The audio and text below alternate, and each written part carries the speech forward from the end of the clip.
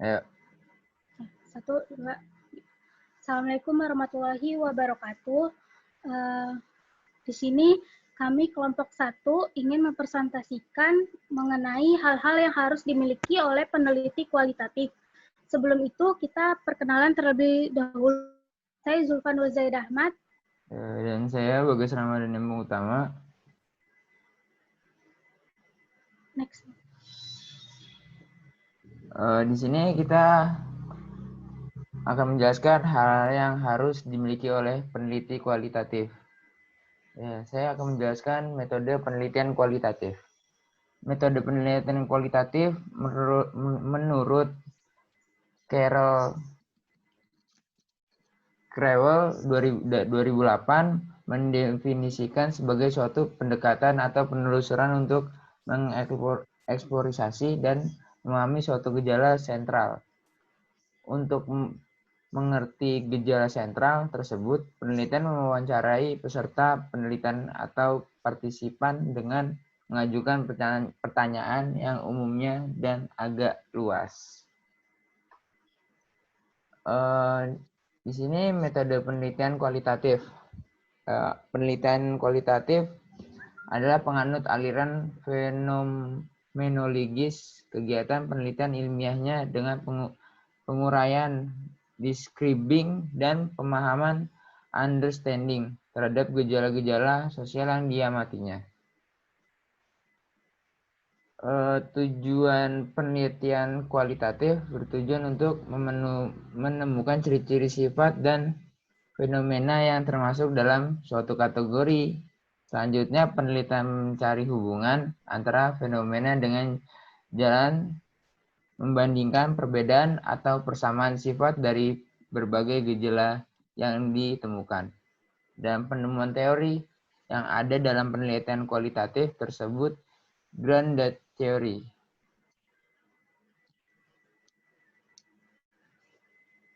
Hubungan antara peneliti dan yang diteliti. Di sini ada dua. Yang pertama, penelitian kualitatif beranggapan antara peneliti dan informan yang diteliti adalah berinteraksi dan saling interdependensi.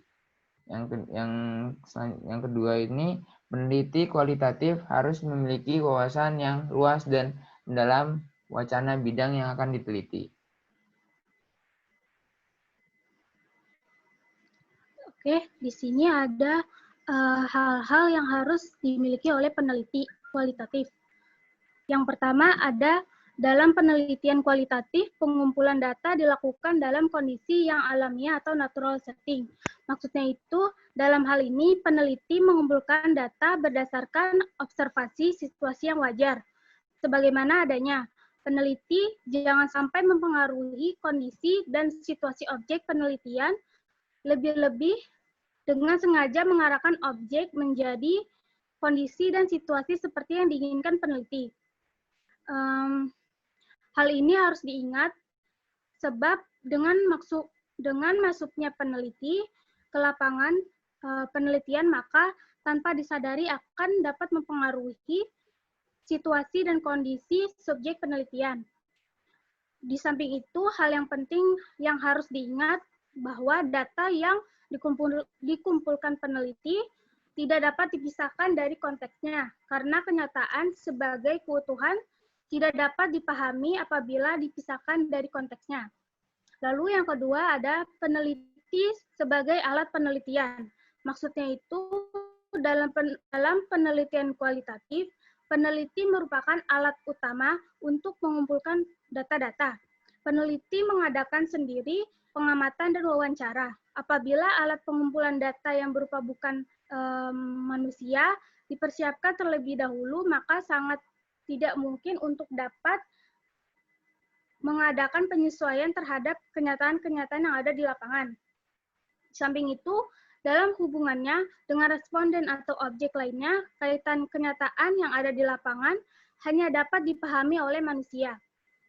Peneliti merupakan alat utama pengumpulan data, karena dia dapat melihat, mengamati, dan meneliti kondisi dan situasi objek secara langsung dan dapat menginterpretasikan secara menyeluruh. Lalu yang ketiga, dalam penelitian kualitatif diusahakan pengumpulan data secara deskriptif yang dituangkan dalam bentuk laporan. Maksudnya itu, data yang dikumpulkan dalam penelitian kualitatif berupa kata-kata atau gambar, dan bukan angka-angka. Penelitian ini tidak mengutamakan angka-angka dan statistik, walaupun tidak menolak data kuantitatif. Data kualitatif dapat diperoleh dari hasil wawancara, observasi, catatan lapangan, foto, gambar-gambar, dokumen pribadi, dokumen resmi, video, dan sebagainya. Semua data yang dikumpulkan mempunyai kemungkinan untuk menjadi kunci terhadap apa yang sudah diteliti. Dengan demikian, laporan peneliti akan berupa kutipan-kutipan data untuk memberi gambaran tentang subjek penelitian. Lalu yang keempat, ada penelitian kualitatif lebih mementingkan proses dibandingkan hasil. Maksudnya itu,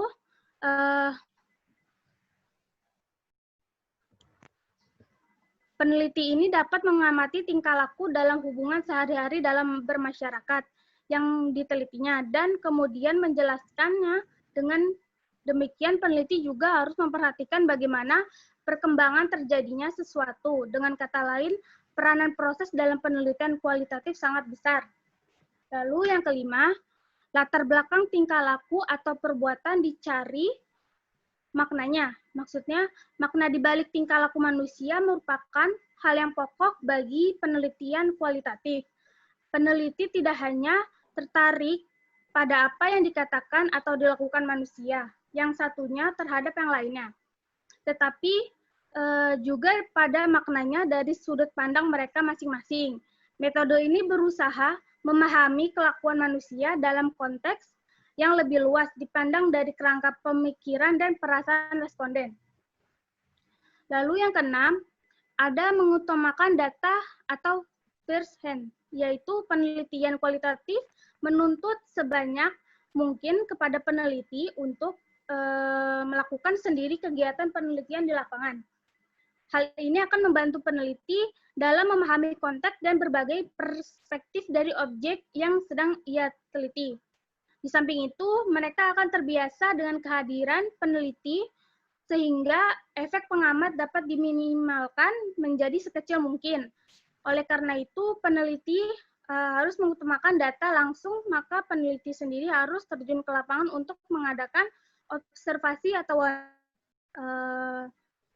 peneliti ini tidak menggunakan tes atau angka, sebab pengguna alat tersebut akan menyebabkan terjadinya jarak antara peneliti dengan sumber data. Kemudian, yang ketujuh ada penelitian kualitatif menggunakan metode triangulasi. Maksudnya, metode triangulasi ini harus dilakukan secara ekstensif, baik triangulasi metode menggunakan berbagai metode dalam pengumpulan data. Triangulasi sumber data atau memakai beragam sumber data yang relevan, dan triangulasi pengumpulan data, beberapa peneliti mengumpulkan data secara terpisah. Data atau informasi dari satu pihak harus dicek kebenarannya dengan cara memperoleh data tersebut dari sumber lain. Misalnya dari pihak kedua, pihak ketiga, dan seterusnya, dengan menggunakan metode yang berbeda-beda.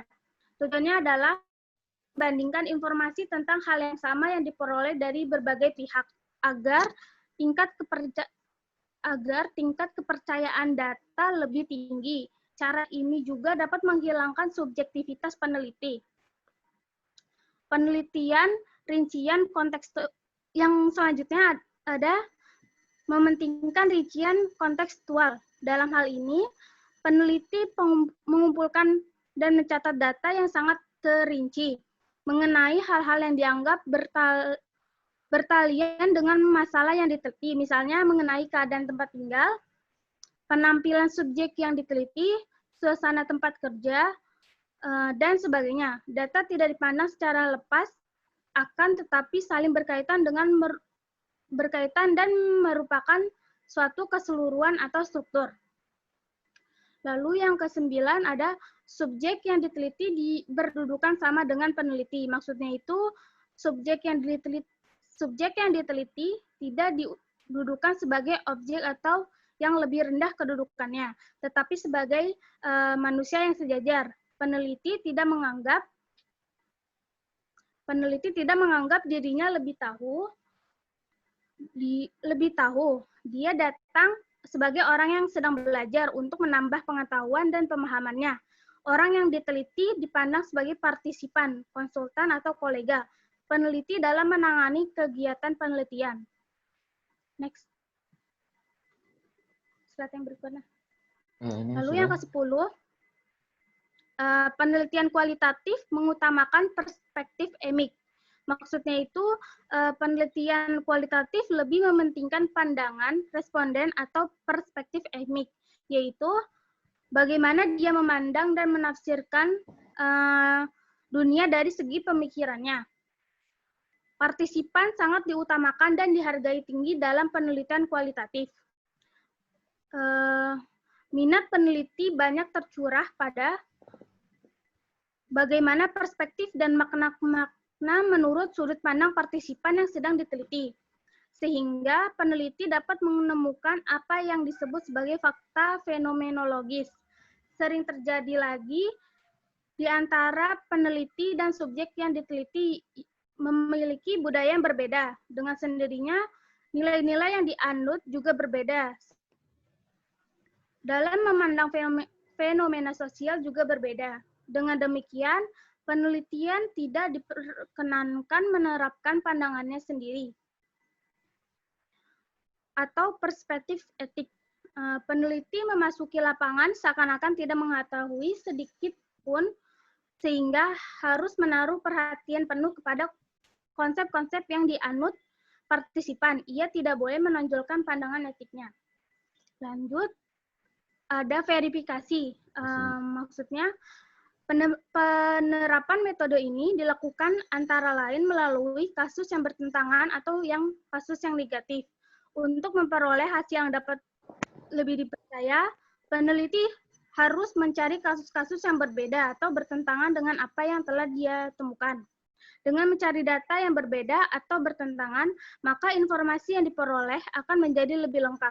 Sangat mungkin data yang berlawanan tersebut ternyata mempunyai hubungan dan dapat diinterpretasikan secara lebih tepat. Maksudnya adalah peneliti dapat memperoleh hasil yang lebih tinggi tingkat kepercayaannya, yang mencakup situasi yang lebih luas, sehingga apa yang semula tampaknya berlawanan pada akhirnya tidak lagi mengandung aspek-aspek yang tidak sesuai.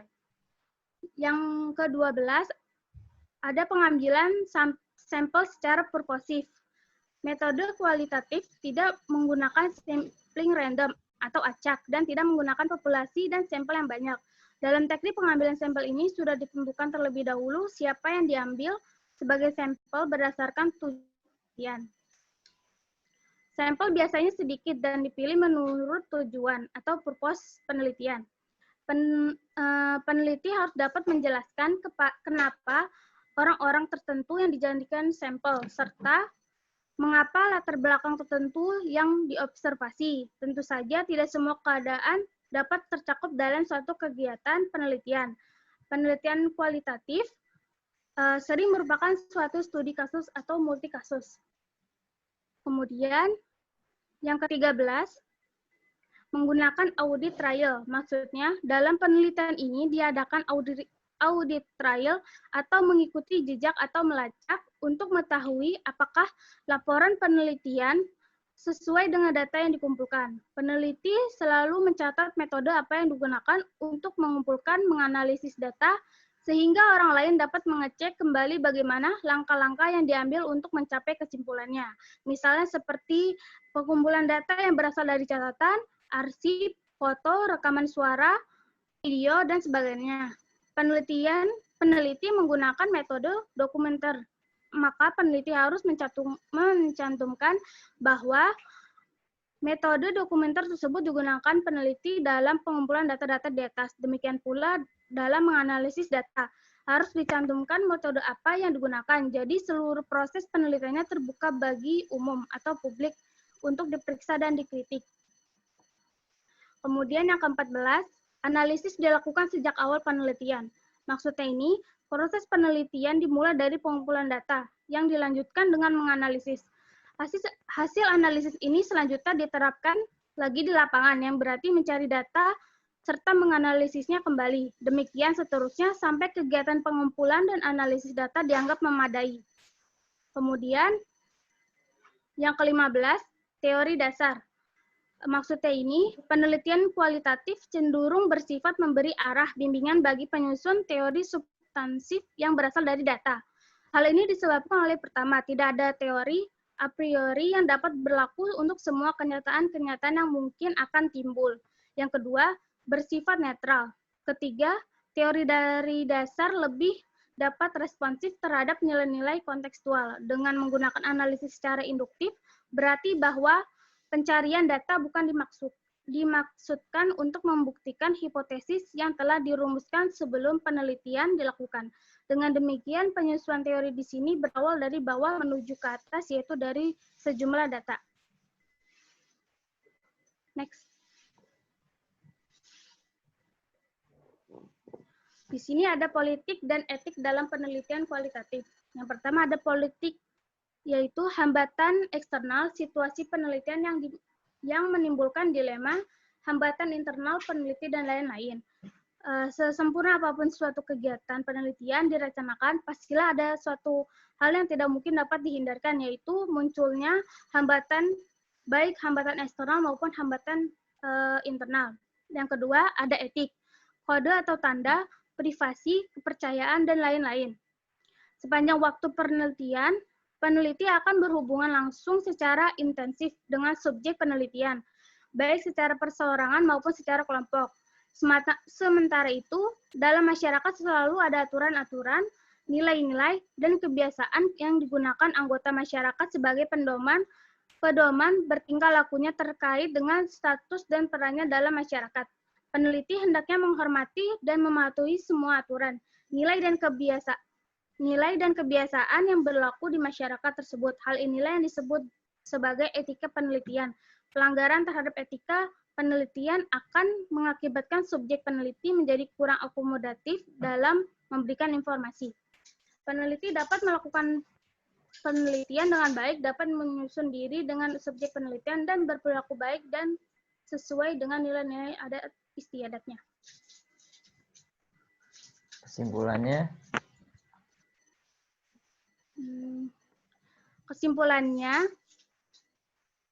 metode penelitian kualitatif adalah metode yang sahih dan dalam penelitian.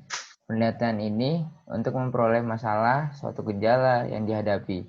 Hal-hal yang harus dimiliki pada penelitian kualitatif yaitu penelitian kualitatif dalam pengumpulan data dalam kondisi alamiah atau natural setting. Penelitian dalam mengumpulkan data dengan cara deskriptif untuk mengamati tingkah laku sehari-hari dan perkembangannya. Peneliti tidak hanya tertarik pada apa yang dikatakan atau dilakukan manusia, yang satu terhadap yang lain, tapi juga pada maknanya dari sudut pandang mereka masing-masing.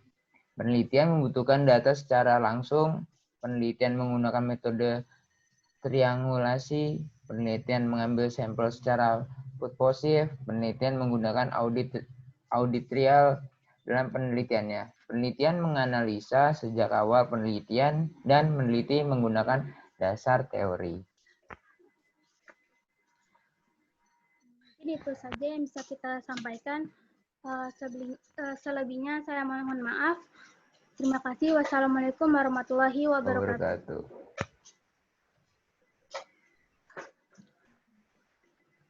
Ntar juga gue stop record.